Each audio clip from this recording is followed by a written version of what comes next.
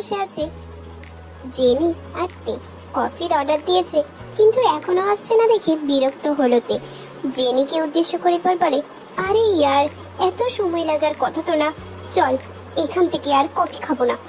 তে উঠতে নিলেই জেনি তের হাত চেপে ধরে আবার বসিয়ে দেয়। আরে এত অস্থির হচ্ছিস কেন? কই চল আমরা কিছু গল্প করি, ক্লাস শুরু হতে এখনো অনেক সময় বাকি আছে। আর দেখ এখনো ইউনো, জিসু, বিয়ঙ্গো আর জিমিন কেউ আসেনি। আচ্ছা জিমিন কই রে? মেয়েটা দুদিন ধরে ভার্সিটি আসে না, আমি ফোন দিয়েছিলাম ফোনটাও ধরলো। কথা শেষ করতে পারলো না তে, তার পূর্বে কেউ একজন ওদের দুজনের গলা জড়িয়ে ধরে চিৎকার দিয়ে বলে, বন্ধুরা আমি এসে গেছি। হঠাৎ এমন আক্রমণে লাফিয়ে ওঠে জেনি আর তে। জেনি তো জিমিনের মাথায় এক চাটি মেরে পর বলে, এই পাগলা ষাঁড়ের মতো চেল্লাচ্ছিস কেন? আর একটু হলি তো হাট বাহির হয়ে চলে আসতো রে। তু উফ আল্লাহ, কি ভয়টাই না পেয়েছিলাম। জেনির কথা শুনে খিলখিল করে হাসতে থাকে জিমিন, যেন খুব মজার কথা বলেছে জেনি।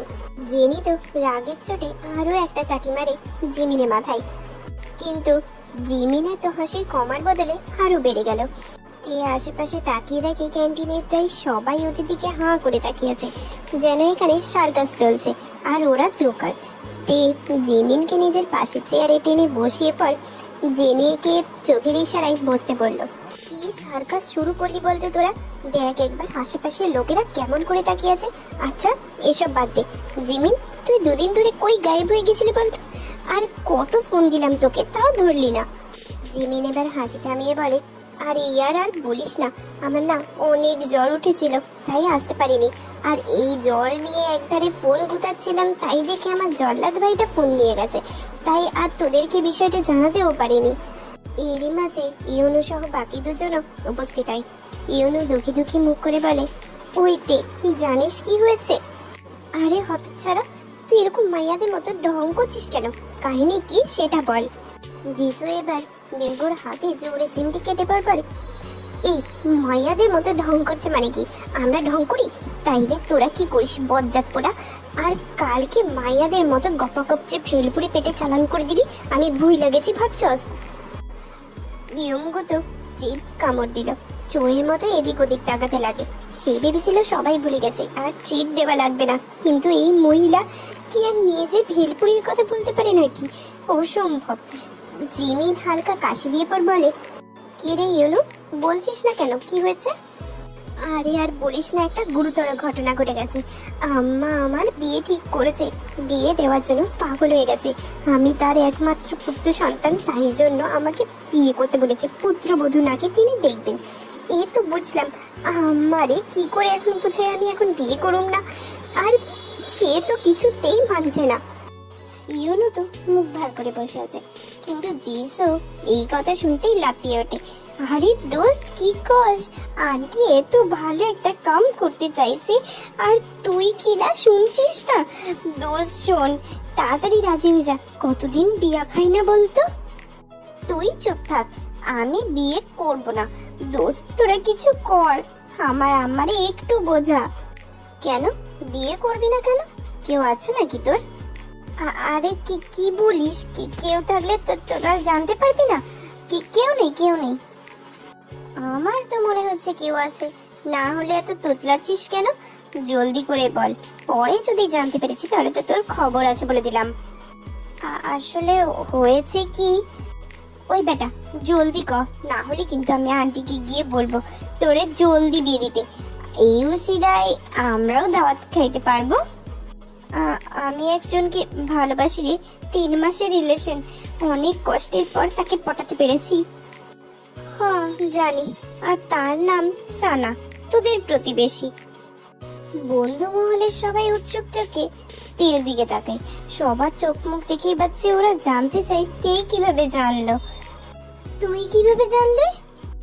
হ্যাঁ এই তে সবই জানে, এর রাস্তায় ইটিস পিটিস করতে দেখেছি, নিবা নিবির মতো একে অপরকে ফুচকা খাওয়াচ্ছিলি। তের এমন ধরনের কথা শুনে কাশি উঠে যায় ইউনুর। কি রে, আর কিছু বলবো? শুনবি? না আর কিছু শুনবো না, এখন সবাই তো জানলি, এবার আমার আম্মাটারে একটু কনভিন্স কর, নইলে সানা এখনো অনেক ছোট, এখন এইচএসসি দেয়নি, আর ওর বাপ জীবনেও এইটুকু বয়সে মেয়ের বিয়ে দেবে না, তাও আবার আমার মতো বেকার একটা ছেলেকে যার কাছে কিচ্ছু নেই এখন।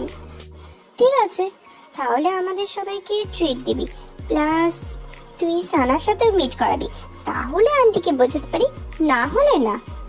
তের এমন কথা শুনে হই হই পড়ে গেল। ট্রিট দিতেই হবে। ইউনো চাপে পড়ে রাজি হয়ে যায় ট্রিট দিতে। এদেরও পরে দেখে নেবে সে। স্যার, আপনি যার খোঁজ চেয়েছিলেন তার সম্পর্কে সব জানতে পেরেছি। নিজের কেবিনে কাজ করছিল জাঙ্কুক। তার এই লোকের মুখে কথা শুনে বাঁকা হাসেছে। জিজ্ঞেস করে, তো কি কি জানতে পারলে? মেয়েটির নাম কিম থেইয়ং, ভার্সিটির 3য় বর্ষের ছাত্রী। বাবা নেই, মা অসুস্থ, আর একটা মেয়েও আছে যার নাম আয়ু, যাকে উনি নিজের বোন বলেন। এই দুজনকে নিয়েই ওনার পরিবার। খুব পরিশ্রমী আর সাহসী একটা মেয়ে স্যার। বাবা মারা যাওয়ার পরেই অনেক স্ট্রাগল করে এসছেন। তের বাবা নেই এটা শুনে বেশ খারাপ লাগলো জাঙ্কুকের।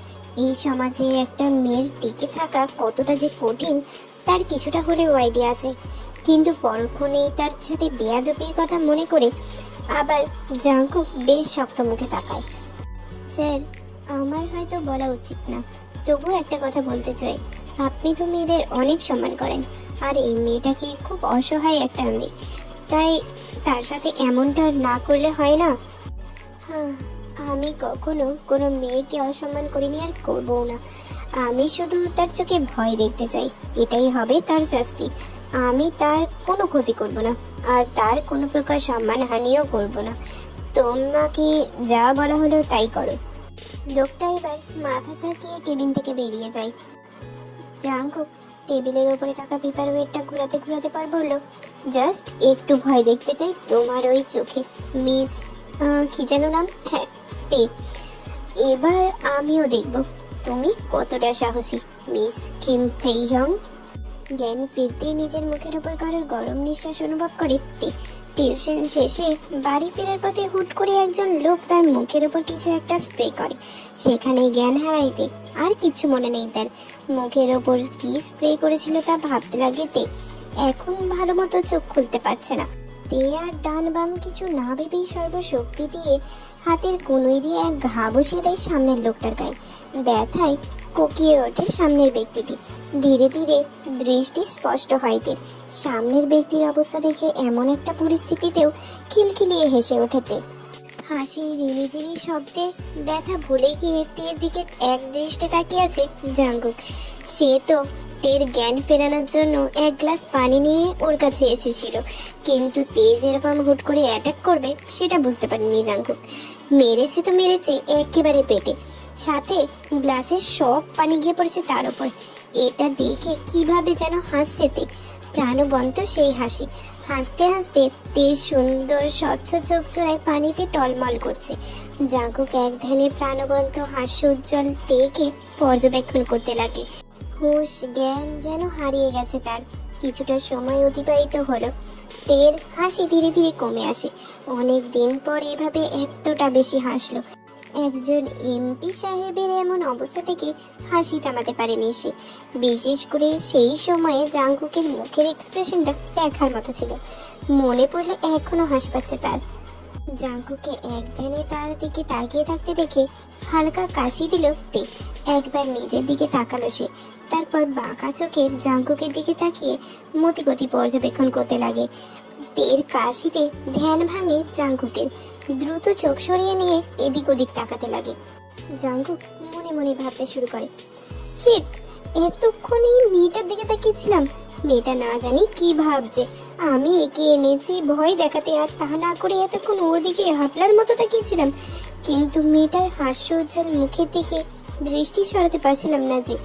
কেন যেন দেখতে অনেক ভালো লাগছিল। আমার কি দোষ? মেয়েটাকে কি বলেছে ওভাবে হাসতে? জাঙ্কুক গলা ঝেড়ে তের দিকে তাকিয়ে দেখে ও তো এখনো বাঁকা চোখেই জাঙ্কুকের দিকে তাকিয়ে আছে। জাঙ্কুককে তাকাতে দেখে তে চোখ সরিয়ে নিল। পুরো ঘরে একবার চোখ বুলিয়ে দেখে মাঝারি সাইজের একটা ফাঁকা রুম। মাথার উপরে একটা লাইট জ্বলছে, তাও আলো খুব বেশি না। রুমে শুধুমাত্র 2টাই চেয়ার রয়েছে। একটাতে তে বসে আছে।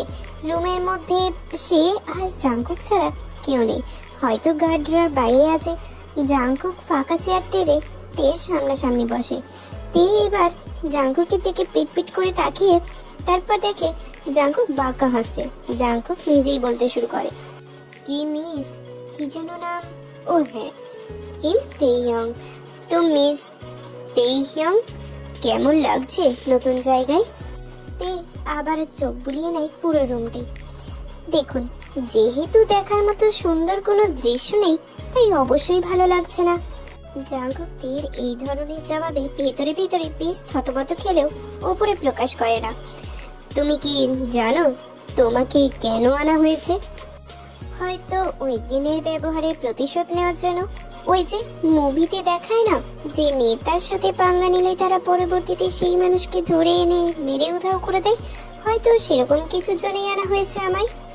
জাংকুক তের এরকম দায়সারা উত্তর শুনে মনে মনে ভাবে, বাবা এত চিন্তা করে ফেলেছে, এবার নিশ্চয়ই ভয় পাবে। জাংকুক এবার থেকে ভয় দেখানোর ভঙ্গিতে বলে, তো মিস কিম তেইয়ং, তোমার কি ভয় লাগছে না আমি যদি তোমাকে মেরে উধাও করে দিই? তে জাংকুকের এমন ধরনের কথাই বেশ বিরক্ত হয়। ভয় পেয়ে আর কি হবে? আপনার আমাকে মেরে উধাও করার ইন্টেনশন থাকলে তা আমি ভয় পেলেও করবেন আর না পেলেও করবেন, তাই আজাইরা ভয় পাওয়ার কোনো মানেই হয় না। জাংকুক বেশ হতাশ হয় তের জবাবে। তের চোখে সে কোনো রকম ভয় দেখতে পাচ্ছে না, একদম স্বাভাবিকভাবেই রয়েছে, যেন তে এখানে ঘুরতে এসেছে। জাংকুকের চিন্তার মাঝেই তে নাক মুখ কুঁচকে বলল, আচ্ছা আপনি কেমন এমপি বলেন তো? টাকা তো কম থাকার কথা না আপনার, তাও এত কিপটে। আপনি চাইলেই তো আমাকে কোনো পাহাড়ের চূড়ায় নিয়ে যেতে পারতেন, তারপর সেখান থেকে না হয় ধাক্কা দিয়ে ফেলে দিতেন, এতে আমি মরে উধাও হয়ে যেতাম, আর মরার আগে আশেপাশে সৌন্দর্যটাও উপভোগ করার সুযোগ হয়ে যেত। আর এখানে দেখার মতো কিচ্ছু নেই, জাস্ট বিরক্তিকর। জাংকুকের তো এবার ইচ্ছে করছে নিজের কপাল চাপড়াতে। এই কেমন মেয়ে বাবা, অন্য মেয়ে হলে এত করে কাঁদতে কাঁদতে নাকের পানি চোখের পানি এক করে ফেলতো। আচ্ছা, আমি যদি তোমাকে এখানে কয়েকদিন আটকে রেখে দিই, তাহলে তোমার ফ্যামিলির কি হবে বলো তো? তারা নিশ্চয়ই তোমাকে খুঁজে না পেয়ে কান্নাকাটি করবে, অসুস্থ হয়ে যাবে। তের মুখ এবার কিছুটা মলিন দেখালো। আলতু হেসে পর জাংকুকের উদ্দেশ্য করে পর বলে, সবচেয়ে বড় কথা কি জানেন? আমাকে এক সপ্তাহ পর্যন্ত কেউ খুঁজবে না। সন্তানের কিছু হলে সবার আগে উত্তরা হয় বাবা মা, আর এতক্ষণে নিশ্চয়ই জেনে গিয়েছেন আমার বাবা নেই, আর মা তো অসুস্থ, সে এমনিতেও আমাকে সহ্য করতে পারে না, আর নেবে খোঁজ। আর আয়ু তো বাচ্চা মেয়ে, ও অনেক নরম স্বভাবের। সব মিলিয়ে দেখা যাবে প্রথম কয়েকদিন আমার কেউ খোঁজই নেয়নি। বন্ধু মহলে সবাই ভাববে কোথাও জরুরি কাজে গিয়েছি হয়তো, পরিবর্তে খোঁজ খবর না পেলে তখন হয়তো খুঁজবে। তের এরকম মলিন মুখ দেখে অজান্তে খারাপ লাগে জাংকুকের। সে কিছু একটা ভাবতে লাগলো। এর মাঝেই তে জাংকুকের হাতের ওপর কিছু একটা দেখে সেই জায়গায় ঠাস করে বাড়ি দেয়। হুট করে এত জোরে বাড়ি দেওয়ায় চমকে ওঠে জাংকুক। জাংকুকের মনে হচ্ছে জায়গাটা জ্বলে যাচ্ছে, এতটাই জোরে বাড়ি দিয়েছে তে। তে জাংকুকের হাতে জিনিসটা তুলে নিজের হাতের তালুতে নেয়। জাংকুকে এবার দেখিয়ে পর বলে, আপনি কেমন এমপি বলেন তো? আপনাকে তো মশাও ভয় পায় না। একই তো এত জোরে বাড়ি দিয়েছে, তার উপর এইরকম কথা বলাই মেজাজ খারাপ হয়ে গেল জাংকুকের। সে দাঁতে দাঁত চেপে নিজের একজন বডিগার্ডকে ডেকে আওয়াজ দেয়। তার আওয়াজ পেতে দ্রুত রুমে প্রবেশ করে এক পালোয়ান মার্কা গার্ড। জাংকুক রেগে গার্ডটাকে বলে, এই পাগল মেয়েটাকে আমার সামনে থেকে নিয়ে যাও, আর ওকে ওর বাসায় দিয়ে আসো, যাও। বাসায় পৌঁছে দেওয়ার কথা বলাই কিছুটা অবাক হইতে। সে ভেবেছিল আজ এখানেই প্রাণটা খোয়াতে হবে। বেঁচে গেছে ভেবে চোখ জোড়া চকচক করে ওঠে তার। কিন্তু জাংকুক তাকে পাগল বলেছে মনে পড়তে সে জাংকুককে কিছু একটা বলতে চাইল। জাংকুকের কড়া দৃষ্টি দেখে কিছু বলতে পারল না। গার্ড তাকে উঠতে বলতে সে দাঁড়িয়ে গার্ডের পেছন পেছন যেতে লাগে। দরজার কাছে যেতেই থেমে যায় তে। ঘাড় পিছন দিকে ফিরিয়ে জাংকুকের গভীর মুখের দিকে তাকিয়ে আছে। তে হঠাৎ করে দাঁত কেলিয়ে জাংকুককে উদ্দেশ্য করে পর বলে, আচ্ছা আপনি কেমন এমপি বলেন তো? মার্ডার না হয় নাই করলেন, কিছু নাস্তা পানি তো খাওয়াতে পারতেন, একটু আপ্যায়নও করলেন না, এতক্ষণ শুধু শুধু বসিয়ে রাখলেন। আপনি আসলে একটা কিপটা এমপি। এমপি সাহেবও যে এত কিপটে হয় আপনাকে না দেখলে জানতেই পারতাম না। জাঙ্কুক রাগি রাগি চোখে তাকাতে হাসতে হাসতে রুম থেকে বেরিয়ে যাইতে তে রুম থেকে বের হতেই হেসে ফেললো জাঙ্কুক। সিল্কি চুলে হাত দিয়ে ঠিক করতে করতে বিড়বিড় করে পর বলে, মেয়েটা আসলেই পাগল। তবে মেয়েটার চোখ যেন স্বচ্ছ জলের মতো। সেই চোখের দিকে তাকালে দুনিয়া ভুলে যাওয়া সম্ভব। সেই চোখে আছে শুধুই সততা, দৃঢ়তা, নেই কোনো মিথ্যা প্রতারণা। তার আঁখি জোড়ার দিকে তাকালে উপলব্ধি করা যায় তার একান্ত বেদনাগুলো, যা সে কখনো প্রকাশ করে না।